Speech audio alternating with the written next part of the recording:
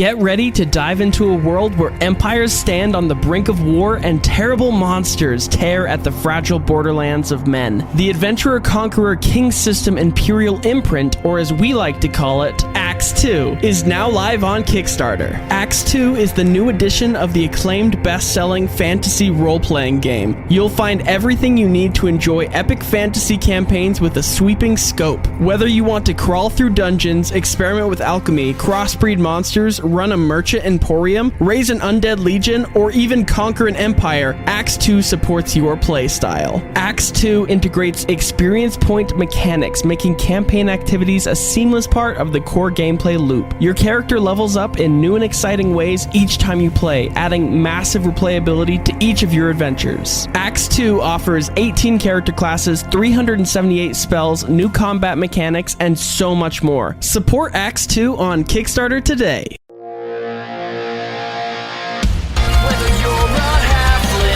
Giant or somewhere in between. On the table with your friends, playing Dungeons and Dragons. And if life ever knocks you down, your dice will surely turn around. Roll your stats, it's time to quest. Let's put your characters to the test. Welcome to Knocked Prone, a podcast of high crits, small fits, and varying wits. My name is Jason Anderson, and I'm a patron of the Knocked Prone podcast, Patreon. And I'm joined here by the players to my left. Mason playing Litsea. Brooklyn playing Litsea. Jameson playing Jack. Caden playing Torinn. Danny playing Yui. Great to have you all here with me, right? Haha! I just wanted to lob a little softball question to you guys for your first question from a patron. I just want to know, what's your favorite moment with your character from so far in the series? And Danny, I guess you can have two if you want. And you know, Kate, your character's name has changed, so maybe you can have two as well if you want. Anyways, that's all. I hope you guys have a great podcast recording. One of my favorite things about Litsea in general is just being able to play his sassy personality and have the stupid one-liners he does. But my favorite moment as him would have been during his solo episodes when there was just a lot of fights, a lot of emotion, got to kind of know him better as a character, and he doesn't remember a single second of it. So I'm excited to see how that plays out.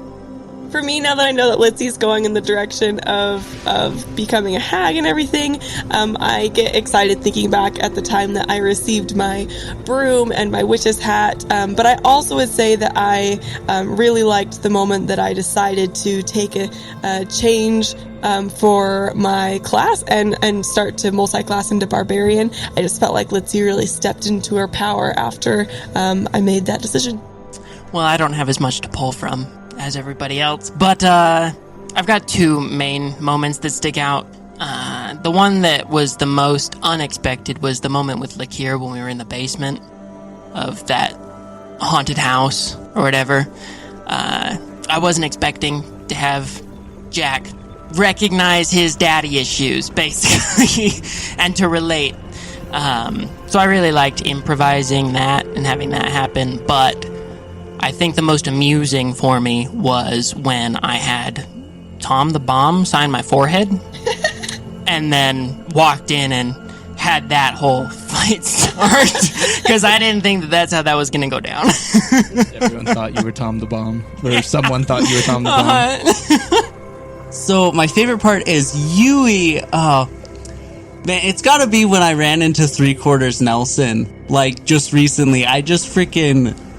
Me and the Giants vibe hard, me and all the Nelsons, with it, just like him like lifting me up in his hand and carrying me around. It's a good vibe. Tess, we gotta go way back. My favorite moment with Tess was definitely when I ran into my parents and was trying to explain like all the controversy going on. Cause like at that point Tess is like, oh, there's a couple crazy things happening. Oh, there's one big bad thing happening, but we can fix it. But then when his parents like, oh, Tess, like, we know about all this. It was like, oh, my whole life, this whole place is a mess. And then he had to, like, you know, go and grapple with all that. So that was a huge moment. So my favorite moment with Blank has to be when I snuck into the beehive back in Grumbopolis, and just the chaos of wild magic. You know, I broke in there. Mini pig spawns in my pocket, starts squealing. You know, I have to get rid of it, and I just huck it out of the hole in the wall that I just broke in the side of the wall that the guards somehow didn't hear. And then the whole process of like trying to get that stupid robot from upstairs to downstairs, and it literally just like falls and makes all this noise, and then I just like awkwardly grab it and I'm slowly scooting it out of there. Like, just those chaotic moments with Blink are my favorite. And then as Torinn, I would have to say my favorite was just recently with wild magic and it affecting my expeditious retreat pretty much. Oh yeah, and then Litsea casted fly on me, so I had unlimited movement, and it was awesome. So my favorite moment as Blink/Torinn is when you saved my life by balancing chaos or whatever it was. So instead of a disadvantage roll on my Constitution saving throw against the hag, I got a regular roll. Otherwise, I would have died. So that's right. Or they who flicketh. I was gonna say that, but we've talked about that quite a bit. No, so. I appreciated hearing the other ideas. Yeah. So you've had some. That would have been an easy one to go to, and I'm glad. Wow, thank you so much to Jason for that awesome question. And thank you to all of our other patrons over at patreon.com/knocked. And if you'd like to do our intro just like Jason did our intro, go on over to patreon.com/knocked and become a patron today. Thanks so much. And remember, all of your donations given in the month of December are matched and then sent to the Ronald McDonald House Foundation. So as last we left our adventurers, the four, with the exclusion of Yui, went through the Brawl Mall to fight with the monks, and they took out a balloon using horse force, and we're family friendly, I promise. there was no blood showering that happened. No, there's no flattened horses. Team Rocket flew away. But anyway, and then we ended our session with the party seeing Tess unconscious in the arms of Yui, and kind of having a few sentences of like Yui saying like, I didn't know that he was a good guy. He was a wolf when he attacked me. What are you guys up to? You guys are in this Brawl Mall. Fighting has dispersed. You don't hear any gunfire. It seems that the giants have won. We have guns? The monks had guns. Oh my god. So, just to clarify, so is Tom the Bomb right next? Or not Tom the Bomb? Ricky 3/4 Nelson. Ricky 3/4 Nelson. So the first thing I'm going to do is like run over and revive him using my med kit. Okay. So you expend one of your med Which will get him to 1 HP up.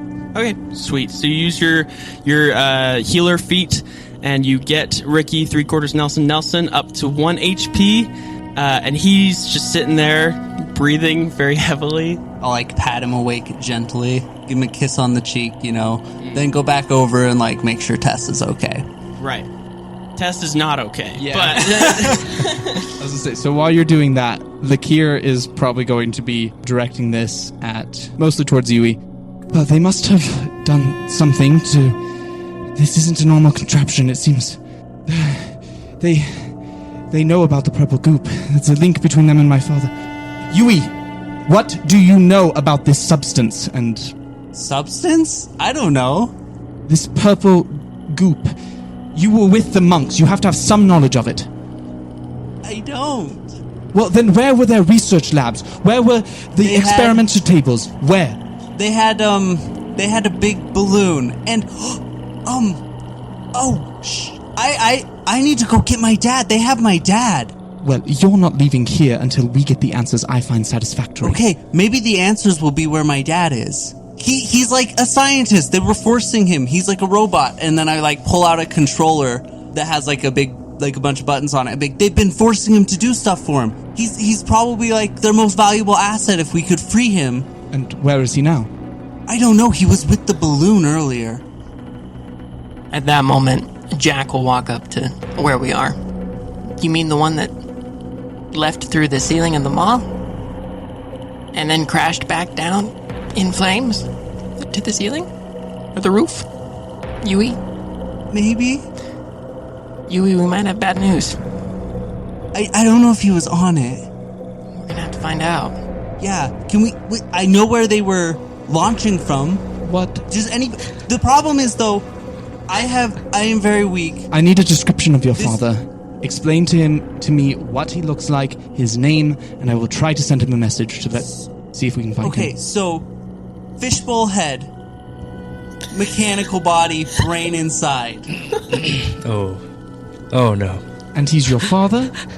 Yes. And what is his name? His name is Shimayato. I'll cast a sending spell and just say, Shimayato, I am here with Yui. We need your assistance. Would you be able to come to the lower area of the Brawl Mall? You hear solid silence for like 5 seconds. And then, very gruntled, you hear Shimayato respond, Hi, where in the Brawl Mall? Can't respond. So, hearing this, I still have fly on, so I'm going to use the dash action and just to attempt to fly up onto the roof and survey the wreckage to see if I can find him. Okay, roll me investigation. Perception? Roll me perception. Okay. 14. Yeah, with a 14, as you fly up, you notice that there is like it seems like there's a green pinging that's coming from the hole where the warship kind of flew out of initially. It's a green light that is flickering. I am going to cast Levitate. Okay. On him. Just so that he slowly starts rising 10 feet per round out of the wreckage. And I'll kind of fly down and say, we're on the lower level. I don't think I have the physical capacity to carry you. Are you all right to move? Yeah. I mean, I don't really have a body, so let's go. And then, like, just his suit starts flying towards you very slowly. Okay, it's 10 feet around. Yeah. So I'll just sit there for a second, get impatient, and say, well, we'll be down and to the left inside the Brawl Mall when you're here. Goodbye. And I'm going to fly back down into the area. And Litsea is there, right? Yeah. Litsea, are you healing anything? Do you have any sort of capabilities for that prepared for Tess? I do. Would you be able to use it? I just fear. Of course. So is he knocked out? Is he unconscious? Mm-hmm. But he seems stable. He's not bleeding out or anything. Okay, he just seems very injured. Okay. Oh yeah, for sure. So previously to this, I was polishing my nunchucks while things were a little too emotional for me. So I joined the group, kneel down next to Tess, and cast Cure Wounds. Okay. He comes back up with however many hit dice you give him. Nice. That would be max healings. 21. Yeah. So Tess comes back up with now 22 health with your 21 healing as well as Yui's med kit. As he comes back into consciousness, his gray skin kind of darkens a little bit, and his veins are almost like shining light out of them. They're so purple. So at this point, knowing what Lakir was asking me, who's probably back now, but you would be like, what did the monks do to you? We can go look. And by look, do you mean that you can see?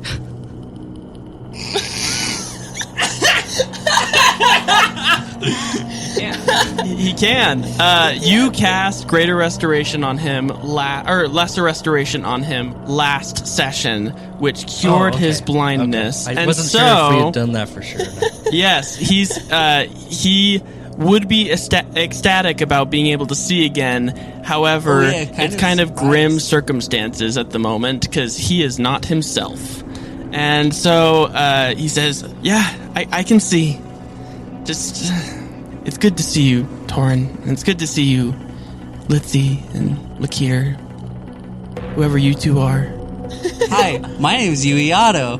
I'm Jack. I'm sorry I fought you, Yui. It's okay. People fight. Okay. Well, and Jack, Nice to meet you, nice kid. to meet you. Sorry it's under these circumstances. Put her there. Where can we see what they did to you, Tess? Oh, come on. Don't get distracted. I just see like here just going through this and you're just like, stay on topic. Sorry, Lick, you're right. Focus? We gotta focus. Tess will get up and laboredly skip into just out of the room, and he'll beckon for you guys to come with. I'll, as a tiny little boy, walk over and try to, help the giant Ricky 3/4 Nelson up. Pulling on, one finger of his hand, come on. Speaking of being a tiny little boy who's not going to be a tiny little boy anymore, happy frickin' birthday, Danny Dennison! And you reach into your little pocket and you find a liquid of maybe luck or something. Oh, yay. Ooh, So- for Yui? For Yui. Yay. Happy birthday. Happy birthday. Well, as soon as Yui finds this little liquid, he'll sniff it. Is my dad there yet? No. It's 10 feet around. It's really slow. It'll take a minute. Yeah. I'll wait for my dad to get back. Okay, so you guys leave the room that you told your dad to go meet you at. As he's floating As he's through like, the ceiling. "Yay." I'll say, we'll be back in just a moment. Yui is still in there. Okay. So, who's all following Tess? Everyone? Yeah? Yeah. If Yui's staying behind, Jack might stay behind. I'm going with. You're going with? I mean, you might have to help me with Ricky 3/4 I'll help Nelson. you. I'll help you with Ricky. Yeah. So, Ricky's alive, but barely, and so he gets up and he's like, I haven't fought like that in a long time. Thanks for being my partner, kid. And he taps Oh, you on no the shoulder. problem. You carried me in, we'll carry you out. Thank you. That's true. Full circle. So anyway, you carry Ricky 3/4 Nelson out of the room. You guys follow Tess. Tess leads you through the Brawl Mall bathroom, through the Brawl Mall foyer, through the clothes section, and then eventually you come to the arcade that has all of the arcade games that were tipped over on their sides with various papers all over it and liquids. And you are now in the Lambs of Slaughter laboratory. So we should probably have Yui's dad float back. Yep. That's where he was initially. That's what the green glowing was his dad working in the lab. Oh no. I thought his dad was up on the roof. He is now. Initially he was in the lab. He was not I a part of the wreckage. thought he was a part of the wreckage. My yeah, so did apologies. I. No, I'm sorry. I probably should have explained that better, apparently. So, he'll notice that you guys are leaving as he's showing up to the Brawl Mall slow, food old court. man. And so he'll turn around and start heading back. And then he'll meet you guys in this laboratory of sorts, the arcade laboratory. And yeah, there's papers various places, and Tess will be like, well, this is where they did it. I don't know where they get the purple goop from, but this is where they have all their notes, and this is where they make the collars. And he points to the collar and he's like, and they put me out, and then when I woke up I had all these needles in my neck and anger. Well, should we rip it off? And I'll start No. walking. And as he's walking, I will legitimately cast Hold Person on him to stop him from actually taking it off. If that is removed incorrectly, our friend may die or be changed entirely. Oh, so we better do it correctly. Correct, and I'll release it. I don't know if it would have actually taken hold, but if it did, I would have released it. Yeah, I don't think you would be fighting it very intensely. Sorry, Lakir's just in an intense Oh yeah, it's mood right understandably now, so. No apologies, please. There's a lot of stuff going on. Yeah. And so as Yui's dad floats down, you beg, Shima? Hey, Is that really you? my boy. And he'll come up and give you a very good fatherly embrace, and he's like, how you been? I haven't seen you in a few years? Yeah. I mean, I think it was 8, so 13 now. I guess 14 because my birthday. 6 years? Well, time's kind of different now that I'm just a brain, but I missed you every day. Yeah. And I would have come gotten you, but obviously they have this. This is heartwarming. Where are the collars? You'll see a little basket in the corner here. Behind the basket, there is a doorway. I have a quick question for my own visualization. Is this voice coming out of just like, is it like a robotic So, speaker? It's just a speaker? It's an arcane voice coming out of Like him. they cut out his voice box and put it in a thing and... Essentially. BioShock? Yeah. The big dads in BioShock? Big Daddy. Big Daddy? Oh, yeah. That's what he is. Oh, okay. He's like a All scuba right. suit with a brain inside. Got it. Cool. Does his voice sound robotic or natural? Natural. That's dope. Does he look pretty beat up? Is he doing okay? The monks were keeping him in good condition because Yui will probably fill you in. The monks were using his brain to create weapons of mass destruction. Okay. Nuclear bombs, guns, okay. etc. So he's as super we're, smart. So I assume like he starts leading us towards like the collars and stuff. In the meantime, I'll be like, yeah, they were controlling him with this, and I'll hand him the remote. So he'll have the remote over himself. Is there a way for me to pour the lucky potion into his fishbowl head? Sure, yeah. So you can open up the cap at the top, and like the shining blue iridescent light kind of shines up at you. You pour the liquid luck in, and the liquid, instead of it being its natural like cyan blue color, turns into this golden sheen that is much brighter now. Thank you. And I'll rush over to wherever he motions towards or directs me, and I'll try to find any collars, any notes about the collars, anything with like instructions or schematics, or any papers that seem to be stained with any purple residue. So you'll go over to this basket in the corner, and then you see behind the basket this little secret compartment door it's like a crawly through door. So you go through this little crawly door, obviously on hands and knees because it's very small, and then you appear into a next room, and there are 2 tables on either side of you. It's like a closet-sized room.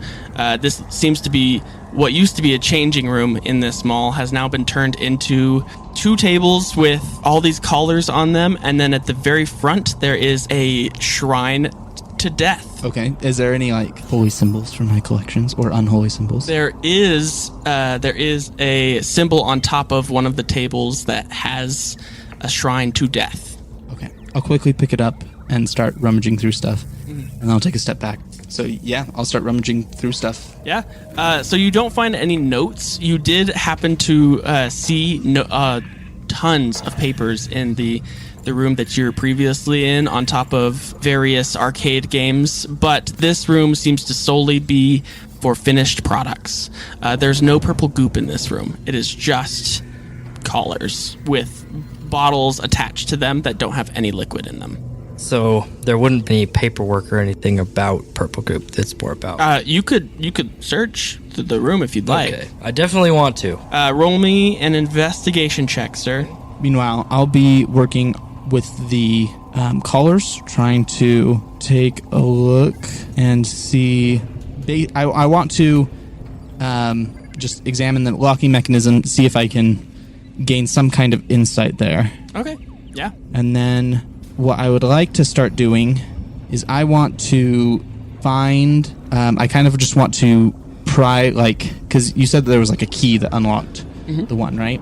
So I assume that the key, I guess, I'll compare it to the one that's on Tess's neck, the one that I'm holding. Do the keyholes seem similar?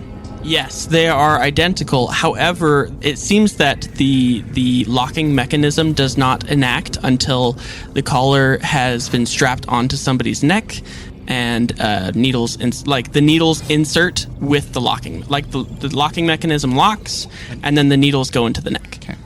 So what I am going to do is I am going to, I guess I'd do it with snow. I'll go outside, find some snow, and I want to pack it into the key lock and just try to mold it best I can. And then I want to cast Fabricate and cast 10 minutes. And I'm going to attempt to change some of the metal, just random scrap metal I find, and convert it into a key for the collar.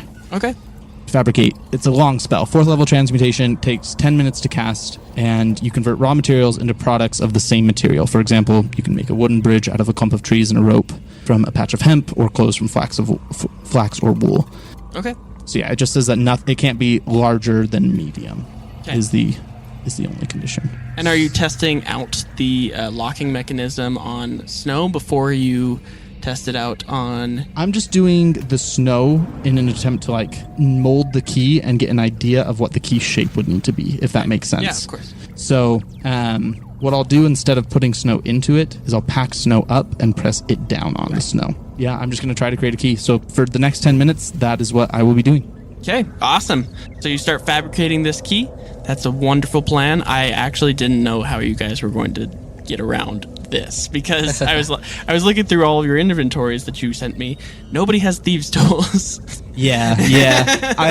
This only occurred to me recently with this, and I was like, okay, this might work. So the closest that they have, Yui has a crowbar, and if you were going to try and open it with a crowbar, I was going to be like, let me just use your neck as a fulcrum. My backup plan, when I heard what it was to cut all the needle entrances individually and then try to remove I had the idea of breaking the container where the purple goop was stored. That way we could try to remove it, and even if it injected stuff, it may cause some pain, but not like anything much worse than already experienced. Right.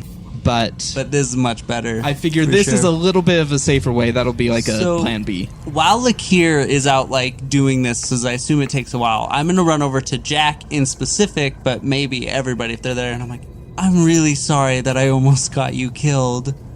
It's not your fault. Well, like, I knew they were chasing me, so like it kind of was. I was just hoping it wouldn't.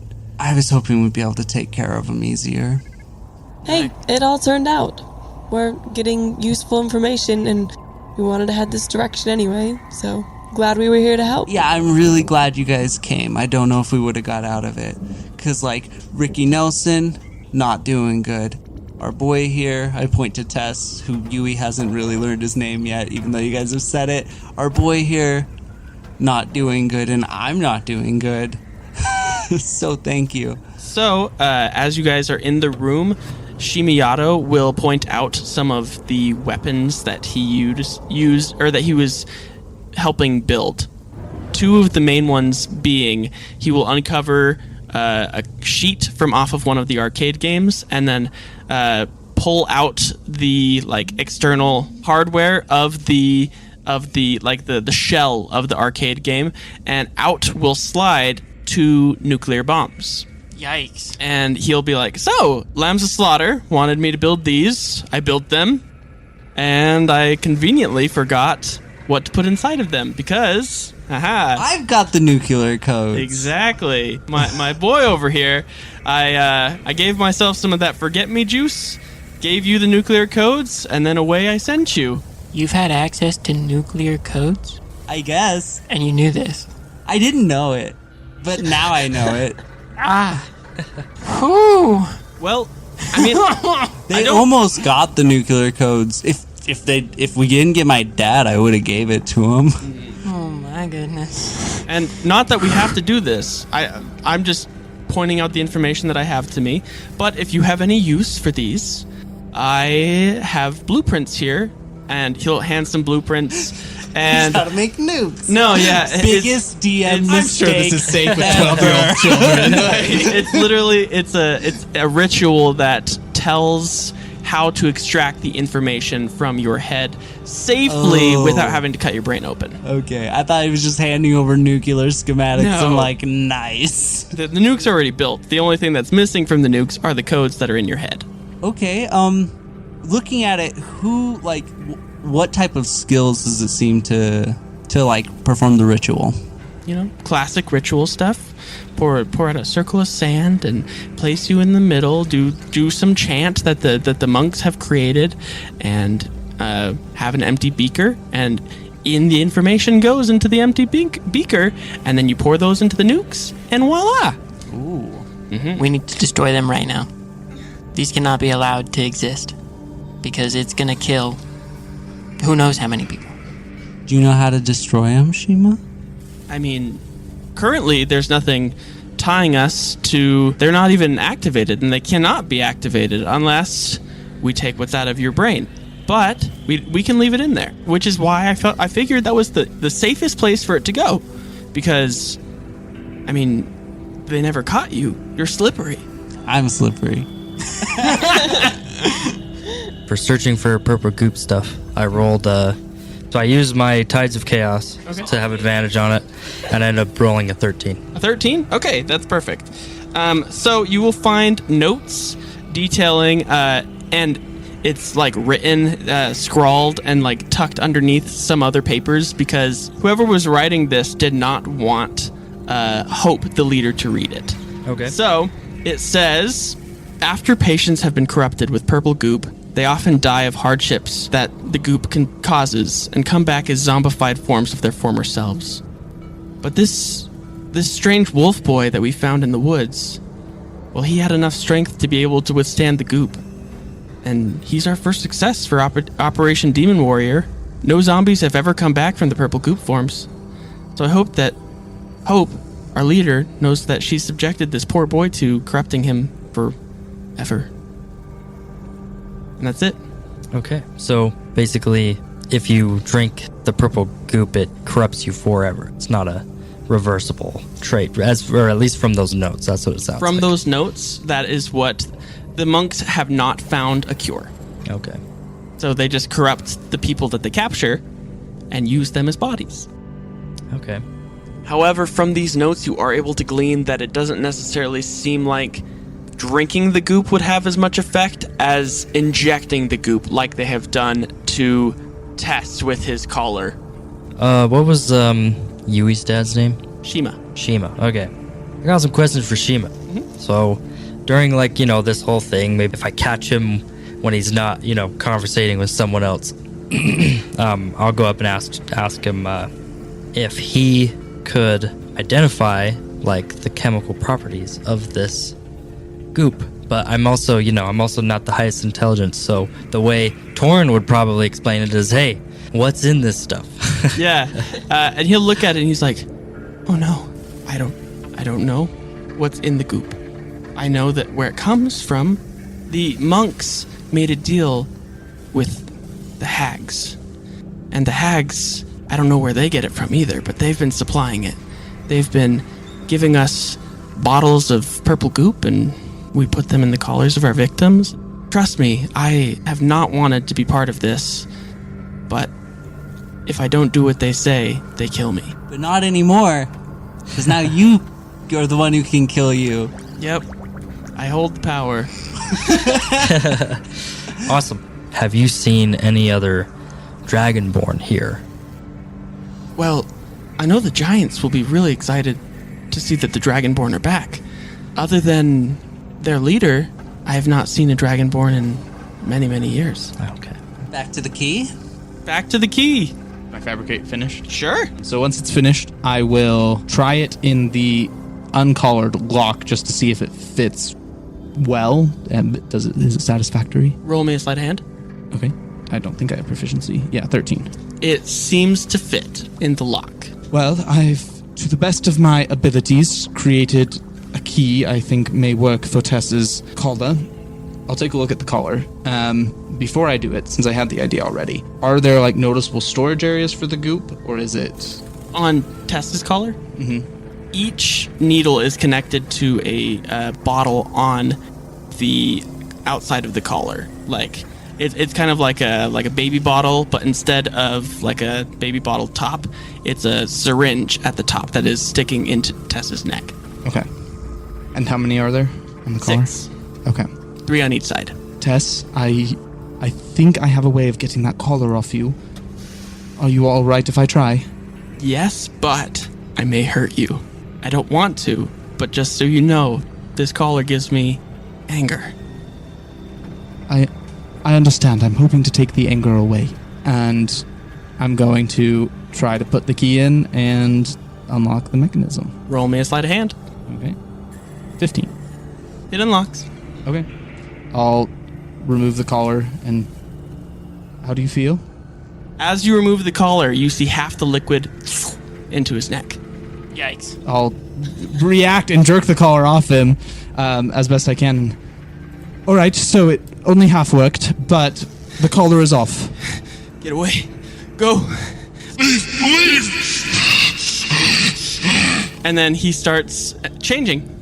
What are you guys doing? I'm gonna start like backing up slowly, like seeing the reaction of the party, keeping an eye on Tess, and kind of heading for the door. Yeah? Yui, being 6 health, will strategically position behind Jack. Solid. Great, thanks. Easy. Are we in a room like that has a door that we feel like we could lock him into? I'm just wondering if that's the kind of room we're in. So in this arcade, it does not look like there's any locks on these doors. It looks like wherever they've been experimenting with him has been in a separate room from the lab where all the important information is. Is this change like rapidly occurring? Yes. Like it's gonna be. It's going to be in like 6 seconds. Okay. Yeah.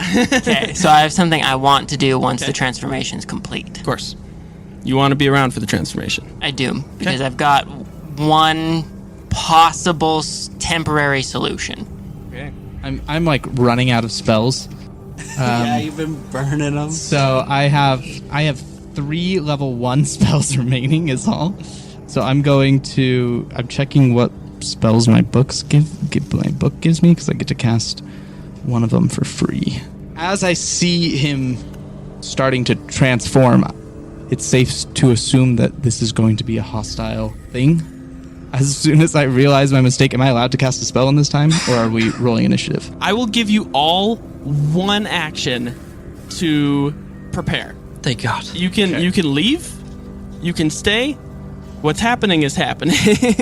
I think before you do that, I've got one thing to try. Everybody get out of the room right now, and then we'll decide how to handle this if my idea doesn't work. I'll look at him. Trust me on this one. If it works, it might work really well. If it doesn't work, do whatever you're gonna do. And I'll leave. Yeah. Okay. I went from about to prepare a spell to booking it backwards out of the room. I was just gonna inflict wounds level 3 on you and just be just like boom. Just like, well, he's gonna hurt us. It's true. If it comes down to it, we'll do it, but I'll run out of the room with everyone else, and as I'm running, I'll pull a piece of candy out of my candy bag. Yeah. And you want to eat it? Yeah. Okay. Roll me a d20, sir. Oh man. Yeah, that's a 3. Bad table. I know, dude. There's good stuff on. It's kind of nice because it's random each table, Yeah. but As long as it's not like too bad, you know. Oh, dude, I almost got 100. Is that 100 or? you roll 100 on the bad table, and you could probably assume it's going to be pretty good. You regain all of your spell slots. Okay. Okay. I will take that, dude. So you feel this sense of power as you feel like you've had a long rest, though your hit points don't retain. but your energy feels rejuvenated. Your chakras are lined. So, yes. standing right behind Jack, I will cast Psionic Whisper as I run into the room with everybody else and then close the door behind us, assuming everybody's inside. Then I can be like, "How's it going, buddy?" I'll keep you updated.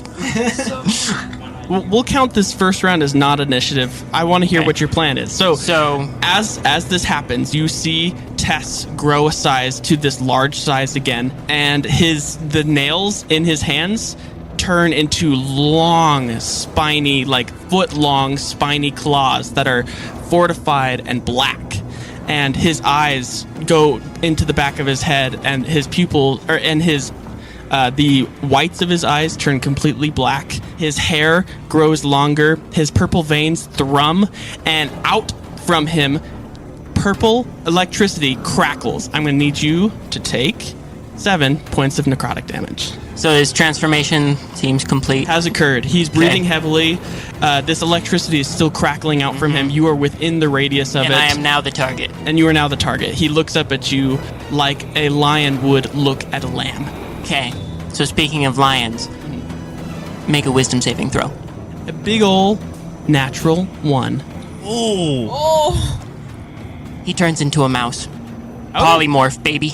It lasts for 1 hour if you failed to save. Wow, all right. Awesome. Yep. Purple electricity is still crackling out from this mouse. But now it's a mouse. But now it's a mouse. Oh, this So- is like a throwback to the bunny rat purple goo situation way at the Yep. beginning. So he is effectively neutralized. Being within his radius, though, you will take a D8 every turn. Okay. I didn't think beyond this immediate moment. No, that's super convenient though, because his stuff is... I mean, like, can anybody see what's going on? Or were we, like, peeking from the door? I'm or waiting are we for an just, like... update through my psionic whisper. Okay. I would imagine that, like, after the first round, Lakir would pop his head back in just to see how things were going. After you hear some rustle bustle. Yeah, or lack of it. Yeah. You just see this mouse that's like electricity is coming out of that purple like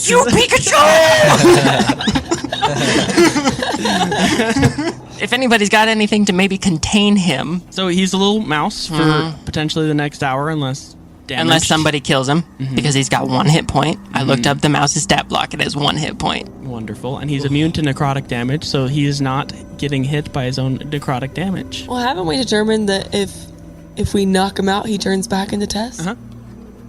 So, should we capture him? But it might not. Wait, it'll turn him back into Tess, like, even if the purple goo turned him into something else? Well, I think he'll turn back into purple goo Tess. Oh, purple I think goo it'll turn him Tess. into whatever Purple goo he Tess, was yeah. before I He will polymorphed. revert form. Gotcha. I see. I'm gonna say, Yui, what's going on out there? What is he saying? Yui, I've turned him into a mouse. Roger. He's got him into mouse form. Okay. And then I'm going to open the door.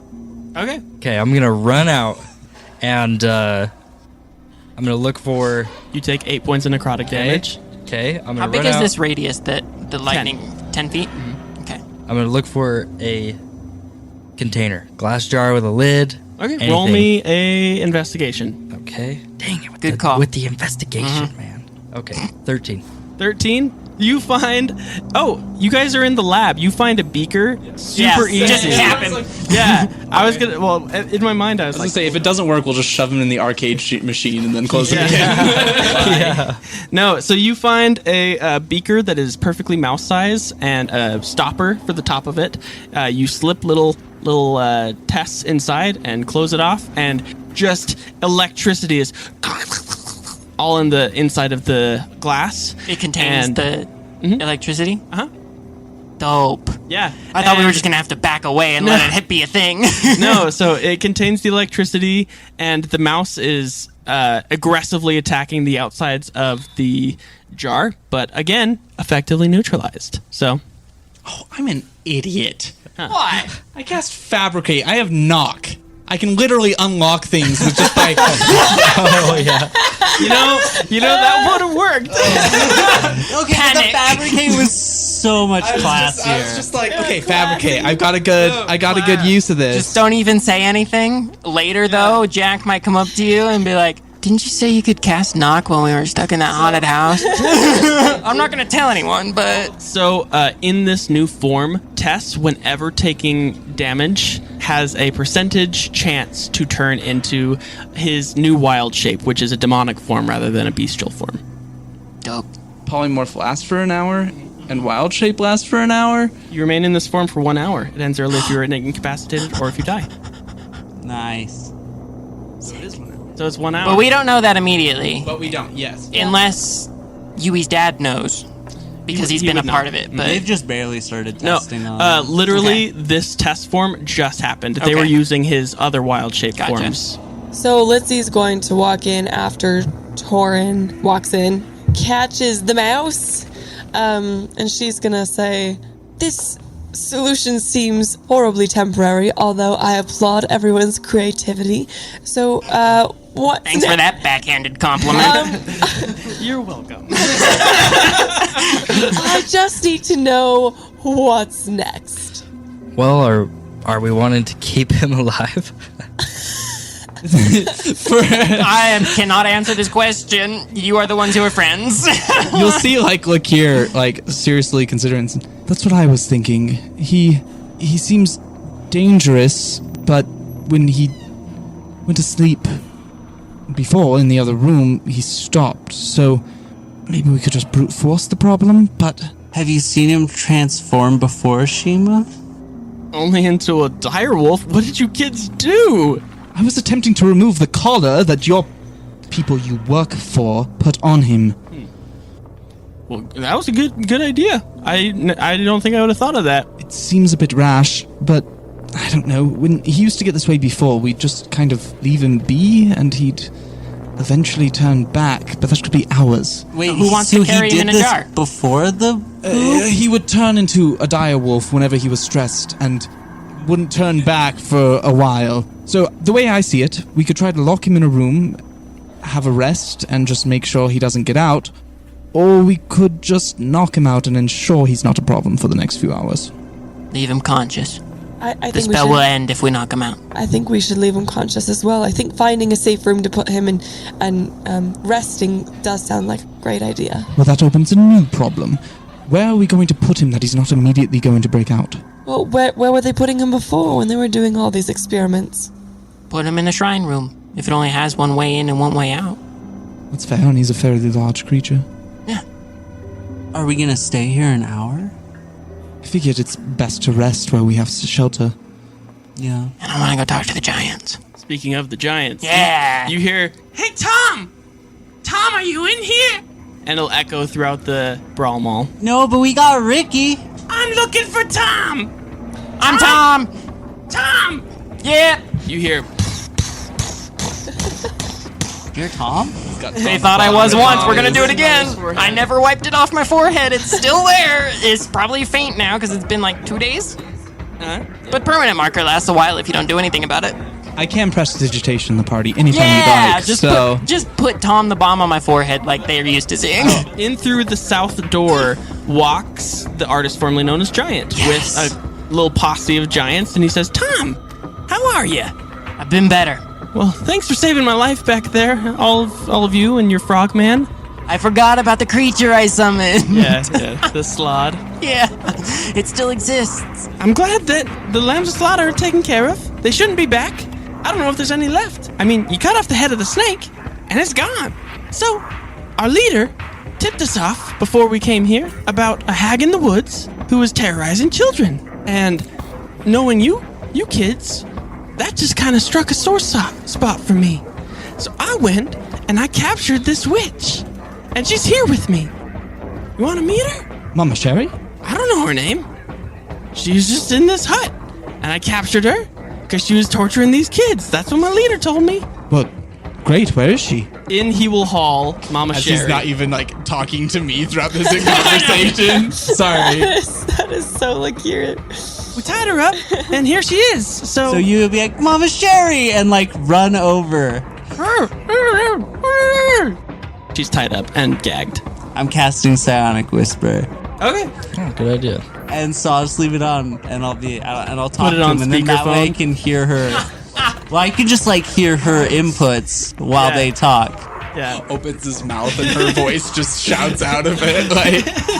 It's like a Lilo and Stitch I was gonna say the Lilo and Stitch moment with the record player. Oh my goodness.